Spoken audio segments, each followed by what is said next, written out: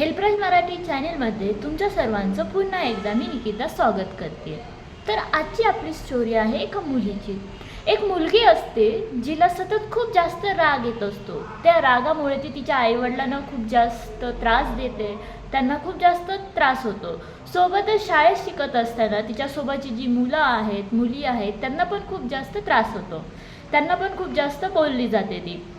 तर एके दिवशी तिच्या क्लास टीचर जी आहे त्या मुलीला बोलवते आणि एका भिंतीसमोर नेते आणि त्या मुलीला सांगते, हे बघ, तुला जेव्हाही राग येईल तर हे खिळे आहेत, हे खिळे या भिंतीवरती एक एक येऊन इथे मारायचा। तुला जेवढा राग येईल तेवढं या भिंतीवरती येऊन हे खिळे मारायचे। ती मुलगी त्या टीचरने सांगितल्याप्रमाणे दरवेळेस येते। तिला जेव्हा कधी राग येतो तेव्हा रोज येऊन तिथे खिळे ठोकते। पहिल्या दिवशी आली, एक खिळा ठोकला, दुसऱ्या दिवशी 4-5 खिळे ठोकले, असे खूप खिळे त्या भिंतीवरती ती ठोकायची।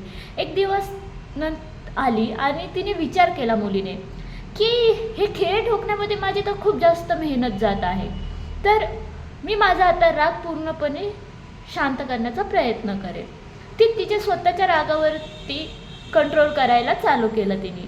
पहिल्या दिवशी 4 खिळे ठोकले, दुसऱ्या दिवशी 3 खिळे ठोकले, तिसऱ्या दिवशी 2, असं करत करत तिने एके दिवशी काहीच खिळे ठोकले नाहीत। मग ती तिच्या टीचरकडे गेली आणि बोलली, बघा टीचर, मी माझ्या रागावरती नियंत्रण ठेवलं आहे आणि आता मी एकही खिळा या भिंतीत ठोकलेला नाही।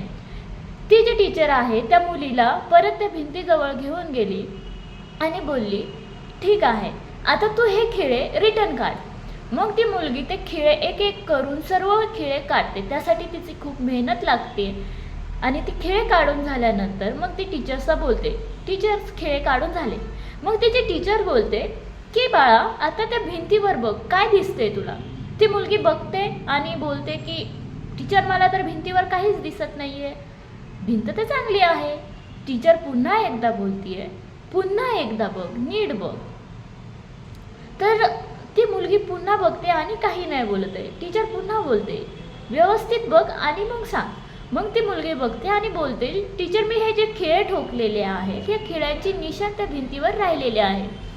मग ती टीचर बोलतीये की बघ, तू तुझा राग कितीही आला आणि समोरच्याला तू सॉरी बोलली, पण तू जो त्यांना त्रास दिला आहे, त्याचे जे निशाण सोडलेले आहे ते कधीच मिटत नाही। मोरल ऑफ द स्टोरी अशी आहे की आपण जो राग करतो आणि जो द्वेष करतो, तर त्याच्यामुळे होणारा त्रास आपण दुसऱ्यांना देतो। तर आपण त्यांना सॉरी बोललो किंवा काही बोललो तरी जी ते निशाणी आहे, जे त्यावेळेची सिच्युएशन आहे, ज्या त्यामुळे झालेला त्रास आहे, तो कधीच जाणारा नसतो।